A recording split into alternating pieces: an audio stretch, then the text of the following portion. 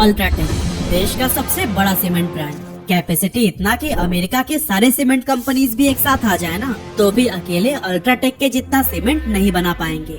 लेकिन रुकिएगा, ये पोजीशन भी अब सेफ नहीं है, क्योंकि जहां कुमार मंगलम बिरला को अल्ट्राटेक को यहां तक लाने में 57 साल लग गए थे, वहीं गौतम अडानी ने सिर्फ 3 सालों में ही इंडिया का सेकंड लार्जेस्ट सीमेंट ब्रांड बना दिया। और अब मार्केट में नंबर 1 बनने की लड़ाई इतनी एग्रेसिव हो गई है कि लोगों ने इसे द ग्रेट सीमेंट वॉर का टाइटल दे दिया है। तो आखिर कैसे अल्ट्राटेक अपनी पोजीशन को टॉप पर बनाए रखने के लिए जी जान से लगा हुआ है? आखिर ऐसे भी क्या जरूरत आन पड़ी कि गौतम अडानी को सीमेंट मार्केट में भी एंटर करना पड़ गया? और इस वॉर का रिजल्ट भी क्या जियो और एयरटेल की तरह हाथ मिलाकर लोगों को लूटने पर खत्म होगा? सब कुछ हम डिटेल में जानने वाले हैं आज की इस वीडियो में। तो दोस्तों, सबसे पहले अगर हम बात करें अल्ट्राटेक की, तो यह बेसिकली 2 कंपनियों को मर्ज करके बनाई गई थी। पहली आदित्य बिरला ग्रुप की ग्रासिम सीमेंट और दूसरी लार्सन एंड टुब्रो की एल&टी सीमेंट। एक्चुअली बात है साल 2000 की, जब एल&टी कंपनी ने अपने सीमेंट बिजनेस को सेल करने का डिसीजन लिया। उस टाइम पर यह इंडिया का लार्जेस्ट सीमेंट मैन्युफैक्चरर हुआ करता था, जबकि वहीं आदित्य बिरला ग्रुप की Grasim cement 3rd largest cement producer थी। ग्रासिम ने साल 2000 के बाद से एल&टी के सीमेंट बिजनेस को साल दर साल खरीदना शुरू कर दिया, जैसे कि 2002 में 15%, 2003 में 30% और 2004 में 51% शेयर बाय करके आदित्य बिरला ग्रुप के ग्रासिम ने पूरे कंपनी के मैनेजमेंट पे ही कंट्रोल कर लिया था। और फिर 2004 में एल&टी सीमेंट का नाम चेंज करके अल्ट्राटेक कर दिया गया। और इस टाइम पर 30 million ton per annum capacity के साथ अल्ट्राटेक भारत की नंबर 1 सीमेंट कंपनी बन गई थी।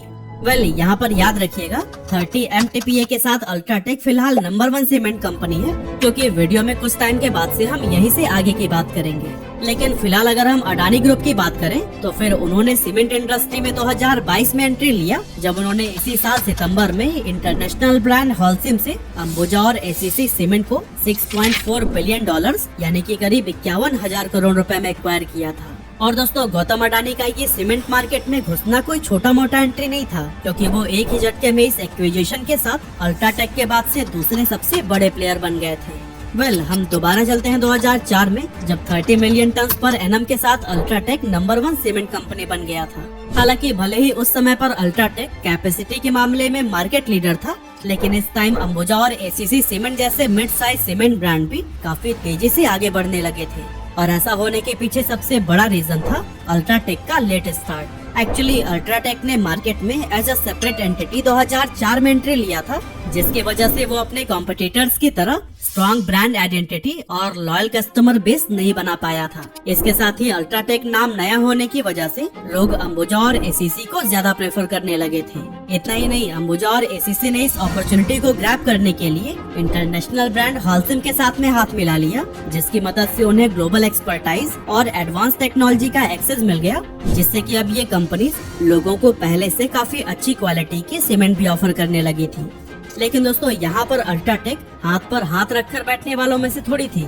भले ही उनका बाहर मार्केट में रिजल्ट नहीं दिख रहा था, लेकिन अंदर ही अंदर वो कुछ ऐसा कर रहे थे जिसकी वजह से आगे चलकर सारे कॉम्पिटिटर्स हमेशा के लिए उनसे पीछे हो जाने वाले थे।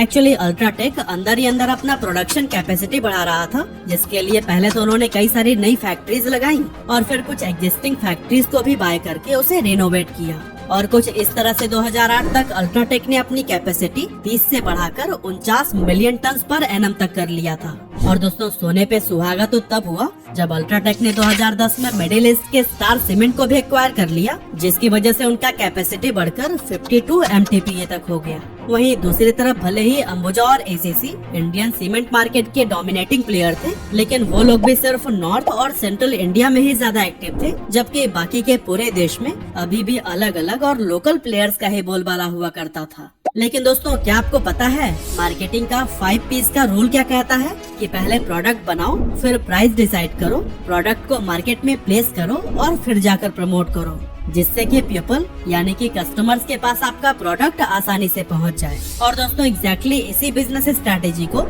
अल्ट्राटेक ने बखूबी यूज किया था। एक्चुअली उन्होंने पहले प्रोडक्शन कैपेसिटी एक्सपेंड किया, मार्केट में अपना प्रोडक्ट प्लेस किया और फाइनली जाकर प्रमोशन पर ध्यान दिया। और दोस्तों, इन्हीं बेहतरीन स्ट्रैटेजी का ही असर था कि 2010 तक अल्ट्राटेक का capacity 52 million ton per annum हो चुका था। हालांकि ये सब भी अल्ट्राटेक के लिए काफी नहीं था, क्योंकि उनका पैन इंडिया प्रेजेंस अभी भी कम था। जिसकी वजह से इतनी कैपेसिटी होने के बाद भी लोकल प्लेयर्स ही अपने अपने स्टेट में बाजी मार ले जाते थे। अब जब अल्ट्राटेक ने यह एनालाइज किया कि वो मार्केट के कुछ लिमिटेड एरिया तक ही सीमित होकर रह गए हैं, ऐसे में पूरे इंडिया पर राज करने के लिए उन्होंने कई सारी कंपनियों को खरीदना चालू किया। और दोस्तों ये स्ट्रेटेजिक एक्विजिशंस अल्ट्राटेक को नॉर्थ से लेकर साउथ और ईस्ट से लेकर वेस्ट तक हर जगह पर टॉप पर ला दिया था। जैसे कि इंडिया के वेस्ट रीजन में अपना प्रेजेंस एस्टेब्लिश करने के लिए 2013 में अल्ट्राटेक ने जेपी ग्रुप के गुजरात सीमेंट यूनिट को एक्वायर कर लिया था। और कुछ इसी तरह से अंबुजा और एसीसी डोमिनेटेड नॉर्थ और सेंट्रल इंडिया रीजन में अपना दबदबा बनाने के लिए 2017 में अल्ट्राटेक ने जयप्रकाश एसोसिएट्स के सीमेंट प्लांट्स को भी एक्वायर कर लिया। और फिर ईस्ट इंडिया में अपनी पकड़ बनाने के लिए अल्ट्राटेक ने सेंचुरी टेक्सटाइल्स के सीमेंट बिजनेस को खरीद लिया। और कुछ इस तरह से ईस्ट, वेस्ट, नॉर्थ और सेंट्रल इंडिया में अलग अलग एक्विजिशंस के बाद अल्ट्राटेक चाइना के बाद दुनिया की पहली कंपनी बनी जिसने अपनी capacity 100 million ton per annum से भी ज्यादा कर लिया था। और दोस्तों यह सिर्फ कंपनी की ही नहीं बल्कि पूरे इंडिया की ग्लोबल लेवल पर एक बड़ी अचीवमेंट थी। और दोस्तों अब 2019-20 तक अल्ट्राटेक का प्रॉफिट भी आसमान छूने लगा था, क्योंकि इस फाइनेंशियल ईयर अल्ट्राटेक ने 41,476 करोड़ रुपए का रिकॉर्ड रेवेन्यू जनरेट किया था। अब दोस्तों अल्ट्राटेक अपनी जीत की खुशी मना ही रहा था कि इसी बीच एक नहीं बल्कि 2 आफत अल्ट्राटेक के सर पर आन पड़ी। अब पहले प्रॉब्लम को तो अल्ट्राटेक ने जैसे तैसे करके सॉल्व कर लिया, लेकिन दूसरे प्रॉब्लम ने आदित्य बिरला के रातों की नींद उड़ा कर रख दी थी। एक्चुअली फाइनेंशियल ईयर 2019-20 के खत्म होने से ठीक एक हफ्ते पहले कोविड-19 पैंडेमिक की वजह से देश भर में लॉकडाउन लगानी पड़ गई, जिस दौरान ट्रांसपोर्टेशन से लेकर फैक्ट्री सब कुछ ठप पड़ गई। इस लॉकडाउन के टाइम पर अल्ट्राटेक को और भी कंपनीज की तरह काफी दिक्कतों का सामना करना पड़ा, जैसे कि शुरुआती कोविड पैंडेमिक के टाइम पर फैक्ट्रीज ढंग से ऑपरेट नहीं हो रही थी और इसकी वजह से 117 MTPA कैपेसिटी होने के बावजूद भी सिर्फ 76 MTPA ही यूटिलाइज हो पा रहा था। हालांकि इतना सब कुछ होने के बाद भी अल्ट्राटेक ने अपना स्ट्रॉन्ग फाइनेंशियल पोजीशन मेंटेन करके रखा और फिर जैसे ही इकोनॉमी खुली वैसे वैसे ही अल्ट्राटेक रिकवरी करने लगा। लेकिन दोस्तों कोविड के बाद इससे भी बड़ा चैलेंज उनके सामने आ खड़ा हुआ, जिसने न सिर्फ अल्ट्राटेक को बल्कि पूरे सीमेंट इंडस्ट्री को हिला कर रख दिया था। एक्चुअली इस टाइम पर खबर आने लगी कि गौतम अडानी भी अब सीमेंट मार्केट में एंटर करने वाले हैं, और वो भी कोई छोटी मोटी एंट्री नहीं बल्कि ऐसी ग्रैंड एंट्री जिसने उन्हें एक ही झटके में अल्ट्राटेक के बाद दूसरा सबसे बड़ा प्लेयर बना दिया था।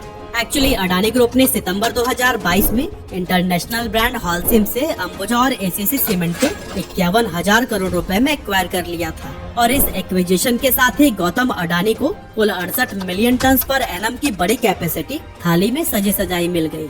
पर हाँ, अभी भी अडानी साहब शांत नहीं बैठे हैं, क्योंकि उनका टारगेट 2028 तक अपनी कैपेसिटी बढ़ाकर 140 MTPA पर ले जाना है। और इस लक्ष्य को हासिल करने के लिए अडानी ग्रुप भी लगातार एक्विजिशंस करने में लगा हुआ है। और दोस्तों छोटे छोटे कई सारे कंपनीज को एक्वायर करके आज के टाइम पर अडानी का cement capacity 85 million ton per annum already हो चुका है। लेकिन दोस्तों सबसे बड़ा सवाल तो ये है ना कि अडानी के पास पहले से इतने सारे बिजनेसेस थे, तो फिर उन्हें अचानक से सीमेंट बिजनेस में घुसने की खलबली क्यों मच गई। तो दोस्तों अभी इंडिया में बहुत तेजी से इंफ्रास्ट्रक्चर डेवलपमेंट हो रहा है, चौड़े चौड़े रोड बन रहे हैं, उन पर बड़े बड़े ब्रिज डेवलप किए जा रहे हैं, हॉस्पिटल्स, मॉल्स, पोर्ट, एयरपोर्ट और कॉलेज सब कुछ बहुत तेज रफ्तार से बढ़ रहे हैं। ऐसे में हर जगह पर सीमेंट का काम तो लगने ही वाला है, और इस अपॉर्चुनिटी को ही ग्रैब करने के लिए गौतम अडानी सीमेंट बिजनेस में भी कूद पड़े हैं। और हाँ, अभी तक जिन जिन बिजनेसेस में अडानी साहब पहले से ही मौजूद है ना, वो भी सीमेंट बिजनेस को फुल्ली सपोर्ट करते हैं। जैसे कि सीमेंट प्रोड्यूस करने के लिए बेसिकली लाइमस्टोन और फ्लाई ऐश की जरूरत होती है, जो कि अडानी के पास उनके माइनिंग बिजनेस की वजह से पहले से ही भारी मात्रा में उपलब्ध है। इसके बाद से सीमेंट बनाने वाली फैक्ट्रीज के लिए लगेगा इलेक्ट्रिसिटी, तो फिर वो भी अडानी पावर के पास से आ ही जाएगी। और दोस्तों अगर बात करें सब कुछ तैयार होने के बाद से सीमेंट को देश विदेश तक भेजा कैसे जाएगा, तो फिर यहाँ भी अडानी के पास में पोर्ट है, जिससे वो समुद्री रास्ते पर तो राज करते ही हैं। और रही बात हवाई रूट्स की, तो यहाँ पर भी कई सारे एयरपोर्ट्स उनके अंडर में होने की वजह से उन्हें काफी सपोर्ट मिल जाने वाला है। कहने का मतलब ये है कि सीमेंट बिजनेस के लिए अडानी मानो पहले से ही तैयार बैठे थे। अब दोस्तों आज के डेट में इंडिया वर्ल्ड का सेकंड लार्जेस्ट सीमेंट प्रोड्यूसर है, लेकिन हमारा पर कैपिटा कंजप्शन सिर्फ 250 किलो है, तो वहीं चाइना का 1600 kilo. Basically per capita consumption का मतलब है किसी भी कंट्री में एक आदमी ऑन एन एवरेज कितना सीमेंट यूज कर रहा है। अब इंडिया सीमेंट बनाने में तो दूसरे नंबर पर है, लेकिन अभी हमारी खपत बहुत कम है, जो कि चाइना के आंकड़ों को देखकर लगता है कि आगे चलकर काफी ज्यादा बढ़ने वाला है। और दोस्तों, अगर इतना ही पोटेंशियल है तो फिर इसका फायदा कौन नहीं उठाना चाहेगा। यही रीजन है कि अडानी जी भी सीमेंट इंडस्ट्री में कूद पड़े हैं और अब दो दिग्गजों के बीच इंडिया में सीमेंट वॉर छिड़ गया है। अब दोस्तों, अभी तक आपने देखा कि कैसे अडानी ग्रुप बड़े बड़े एक्विजिशंस करके इंडिया का सेकंड लार्जेस्ट सीमेंट ब्रांड बन गया है और उनके क्या फ्यूचर स्ट्रेटेजीज हैं इंडिया का नंबर 1 सीमेंट ब्रांड बनने के लिए। लेकिन सवाल आता है कि इस दौरान अल्ट्राटेक क्या कर रहा है। अब दोस्तों, जैसा कि आप जानते ही हैं कि कुमार मंगलम बिरला अल्ट्राटेक सीमेंट के मालिक हैं और ये भी कोई ऐसी छोटी मोटी हस्ती नहीं है जो चुपचाप बैठ जाएं।